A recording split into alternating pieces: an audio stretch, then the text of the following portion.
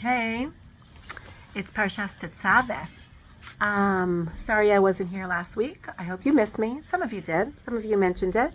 Some of you didn't notice, which is fine. I've had a bit of a crazy few weeks. Baruch Hashem. And okay, so these last few parshas and the continuing parshas until the end of Shmot, Truma, Tetzaveh, Kitisa, Vayakel, Pekudei, are all about the Mishkan. Really, there's 5 parshas about the Mishkan.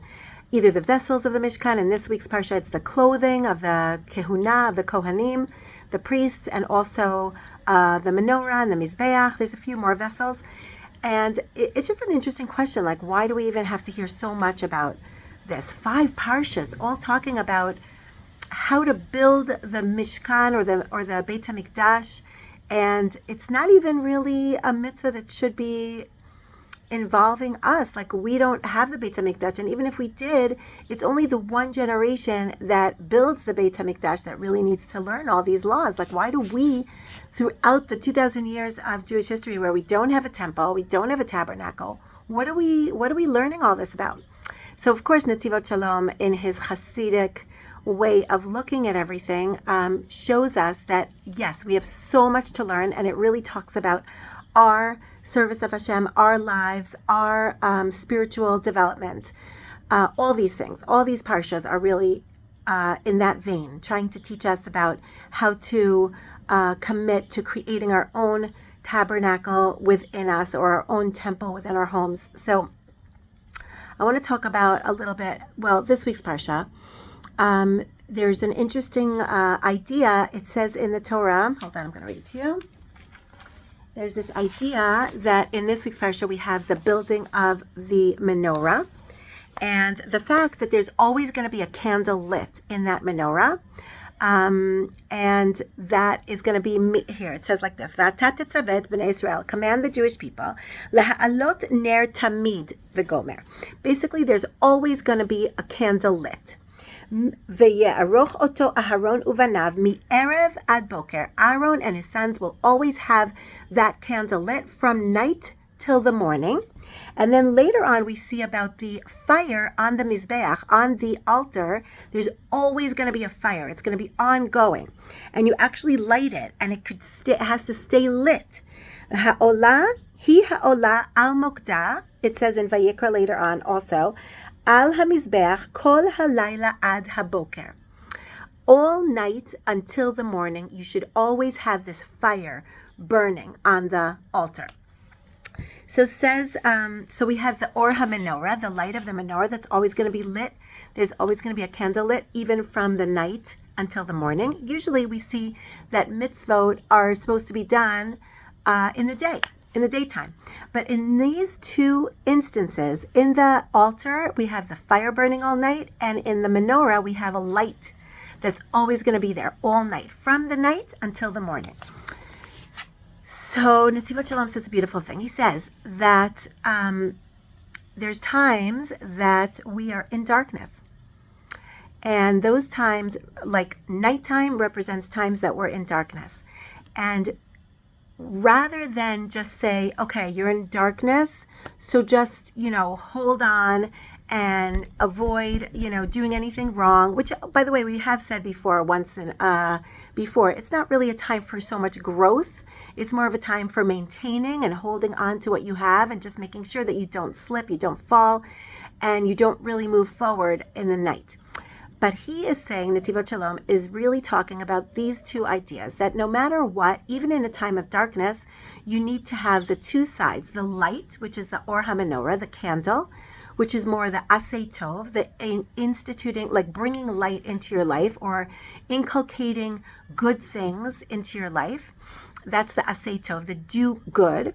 And there's the Sur Meirah, that you keep this fire burning on the altar, which is supposed to, like the fire of our Torah, or the fire of our passion in living a Jewish life, is supposed to try and knock away or push away all the negative things, like all our negative desires and things that come up at a time when we are in a dark time, like at a time when we feel this distance from Hashem.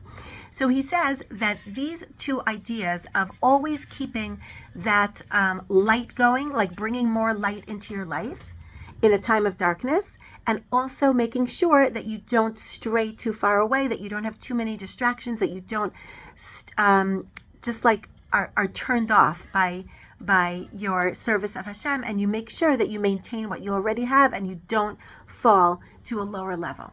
So he also says, and this is also an amazing thing that we learn from this parsha of the clothing of the Kohen. It says there's the idea of asita bigdei kodesh. You should create asita bigdei kodesh la'aharon achicha. There's these special clothing the priests have, the high priests have 8 clothing, the lower priests have 4 items of clothing, articles of clothing that they would always wear when they did this service of Hashem.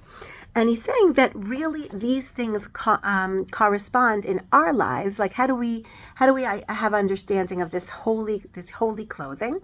So he says, first of all, at the time there was this idea that all the things in the Beit HaMikdash and in the tabernacle were there to increase holiness. Bigdei kodesh. It's called clothing of holiness. Now, why are clothing holy?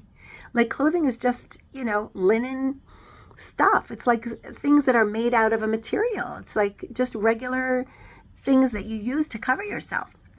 So he says that no matter what you wear, you can infuse holiness into it, and what you wear actually makes a difference to who you are inside, and it makes you identify as a certain person. So you could call those clothing bigdei kodesh. You could call on Shabbat we wear bigdei Shabbat. There's clothes of Shabbat, clothes of holiness, and they infuse holiness into you, and you become a person who identifies more with holiness. And it is apparently these clothing would actually infuse holiness, or a good energy, like this sort of a good energy that comes from the outside and brings it into the inside. And how you represent yourself on the outside, which I've been teaching my students about tzniut, it's coming up to my mind, the idea of dressing modestly. It's not just modest.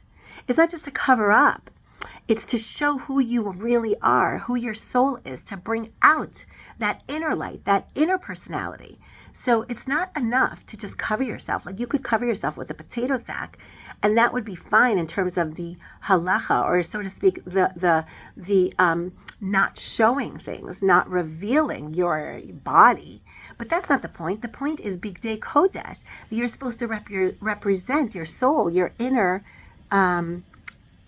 light, and allow your inner light to shine through. So you're really supposed to wear beautiful clothing, just like the Mishkan. It was beautiful. It was so beautiful. And why is it beautiful? Because it's representing an inner message. What's the inner message of the Mishkan and of the temple, as Beit HaMikdash, is that there's a godliness there. There's a holiness there. So all the priests had to represent that holiness. All the beautiful vessels had to represent that holiness, meaning there is a deeper message inside. Despite the beauty, the external beauty of the vessels, there is this inner message that needs to be conveyed. But how does it need to be conveyed? By being beautiful, meaning you have to have beautiful clothing. You have to look as you are, like bring out your individual light. So it's not, like I always tell the girls, it's not enough to cover yourself, but you have to cover yourself in beautiful, dignified clothing that show who you really are. And that's the idea of the tabernacle and the Beit HaMikdash as well, and of the clothing of the Kohen, the infused holiness within you. And what does this have to do with Purim? It has to do with Purim. That's coming up on Tuesday for most of you people, Monday night and Tuesday. And for us in Yerushalayim, it's Tuesday night, Wednesday. So the idea of Purim, there's a lot going on Purim, and especially with Tefillah, and maybe I'll get to also what we learned about Tefillah. But the main part of Purim is Megillat Esther. When we read this Megillah, we read a story that seems so hidden and so dark and so confusing, and we don't really see Hashem anywhere in the Megillah, and Esther especially does not see Hashem in her life. She is in a terrible, terrible nightmare of a story. She's married to this king, this Persian king, this disgusting person, and she is removed from her family, and she is being asked by Mordechai to just go in to the king, even though she thinks she might be killed, because it's not an easy thing to just walk into the king and ask him to possibly save her nation. She never even told him that she was Jewish. So it's like such a scary thing for her. And Mordechai, we see, is on a whole different level. Mordechai says, don't worry. If you don't get involved in this whole project, like I'm asking you to go and beg from the king that he saves your nation. But you know what? If you don't, somebody else is going to end up saving the Jewish people, which is, I have no doubt in my mind that Hashem is going to save the Jewish people. Hashem loves the Jewish people. He had absolutely no worries in his mind. So as far as he was concerned, he had it all down pat. He had his bitachon, he had his emunah. He wasn't worried at all. But he was trying to get Esther to be convinced, and Esther was very worried. She was in a dark place. She was like, Mordechai, I do not like this idea. It's enough that I was taken away from my family, that I'm not in a Jewish place, that I'm with this disgusting person. Like, I don't want to now risk my life again and possibly be killed. For what? And she just didn't get it. She was in such a tizzy. She was in such a confused state. And the Midrash says that when she came in, when she finally realized, okay, I have to do this, and she pushed herself, and she got herself to the point where she was walking into the palace, or walking to the hallway where she was going to be able to sort of like wave at the king or get his attention, she all of a sudden lost her Ruach HaKodesh. She lost her sense of divine inspiration. She did not feel Hashem in that room. And according to the Midrash, she started saying the Perek of Tehillim, Perek of Bet, the 22nd chapter of Tehillim, which says, Eli, Eli, lama azavtani? Why did you leave me? Why are you leaving me? I don't understand what's going on here. I'm trying to do what you said to do. I'm listening to Mordechai. He's my rabbi. My rabbi told me to do this. It's going to be okay. And I don't feel like it's okay. I feel like it's horrible. So what's up? You know, Eli, Eli, why are you leaving me? You know, so she is in a state of darkness until the end, really until the very, very end, because even after all of this turned around for the good, you know, and the Jewish people were saved, and you know, and layudim hayta ora v'simcha v'sason v'ikar, and there's like partying and everybody's doing great. She doesn't quite do so great. And yet she puts one foot in front of the other. She says, you know what? I know in my mind that Hashem loves us. Hashem loves everybody here. Hashem loves me. Everything that happens is for my very best. Only good will come from this situation, which I've been murmuring to myself for the last few weeks. You know, there's no question that when we are in a challenging situation, when we're in a dark place and we're in a confusing place and things are hard and things are crazy and you don't see the end, you don't see the light, if you just continuously put one foot in front of the other, do as much as you can. Yes, listen to a rabbi if you possibly can get some guidance. Yes, listen to your inner neshama, inner soul of what it is that you're supposed to be doing, and just thinking, okay, what does Hashem want me to do now? And I'll just keep doing that, and I will stop myself from being so afraid. But it doesn't mean that you're not afraid to begin with, and that you're not in a dark place. And I was telling this to my students as well today. You know, all these girls, everybody has anxiety and depression these days. That's like totally a thing. Everyone has anxiety and depression. And it's not about, I told them, about not having anxiety and depression. Everybody has it. Totally okay. Even Esther really had it. She was quite anxious. Kasher avadati, I'm gonna die, and this is Eli lama zavtani. I'm just in such a horrible place. Yes, she had some anxiety and depression, and yet she kept on moving. And she kept on telling herself, Hashem is for sure going to save me. Hashem is for sure going to save the Jewish people. I am going to continue on as if everything is okay, because that's what Mordechai said to do. And he is my rabbi, and I'm going to listen to him. And not only is he my rabbi and I'm going to listen to him, but that is what I know from all my learning and from all my background and from all my understanding of who Hashem is. Even though I don't feel it, I know it. And so based on that knowledge, I'm going to fake it till I make it. But it's not fake. It's real. It's real. I'm going to keep going as if I believe, as if I feel that Hashem is here with me. And she continued to do that, and she continued to expect the best, even through her misery and worry and concern. She pushed away those feelings of anxiety and depression, and she kept going forward. And she I wouldn't say faked it, because it's not faking. It's just convincing herself to get out of those feelings, to not stick with them, and to move forward.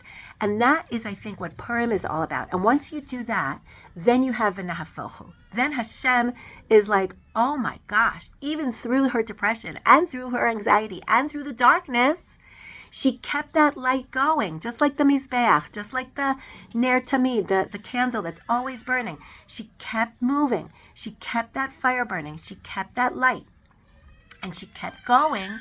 And she expected the best of me. And she just understood and somehow kept herself believing that I was going to save her and that I'm going to bring her salvation, personal salvation and national salvation. Wow. Then I'm just going to follow through with what she expects of me.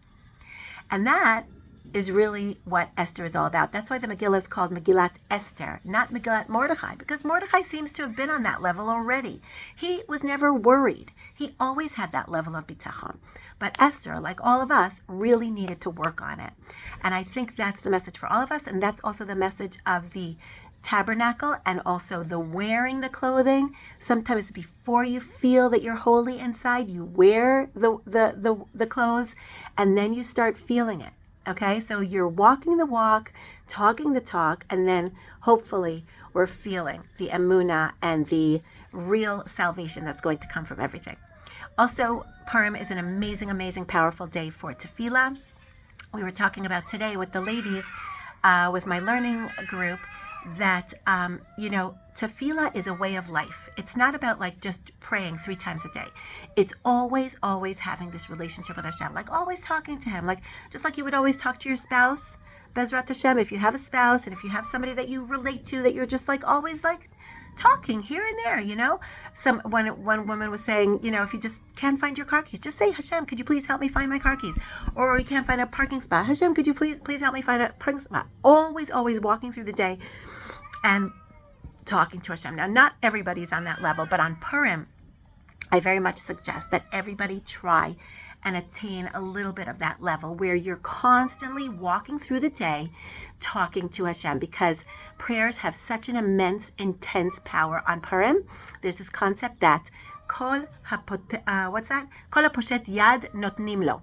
There's the concept that anyone that you don't necessarily trust, that he's a real beggar, if he puts out his hand on Purim, you're supposed to give them money. Like I know a friend of mine said that she doesn't give anybody who doesn't agree with going to the army, right? If somebody comes to the door, a big chassid, right, is going to come to the door, and she's going to first ask him, do you guys agree with going to the army? And if they say no, she's going to say, well, I'm not going to give you any money. Or I know for myself, like if a chassid comes to the door, again, not judging, but if they put out their hand and don't look at me, I'm like, not looking back. I don't have any money. Bye. That's normally what I do, because that makes me annoyed. However, on Purim, no. You don't get annoyed. You don't judge anybody. You don't ask any questions. You just give them something. So that is how Hashem treats us. Kol haposhet yad notnim lo. If you ask for anything, Hashem will give it to you. So on Purim, take that day as a day when we use tefillah, we use prayer as a way of life, just as like a schmoozing, an ongoing conversation that we have with Hashem, and expect the best. Remember to expect the best. Remember to trust Hashem. Remember to convince yourself to get out of that darkness and just to really rely on Hashem, and then Hashem will turn everything around for you. V'nahafochu. Have a good Shabbos, Shabbat Zachor, and a good Purim, and a powerful day.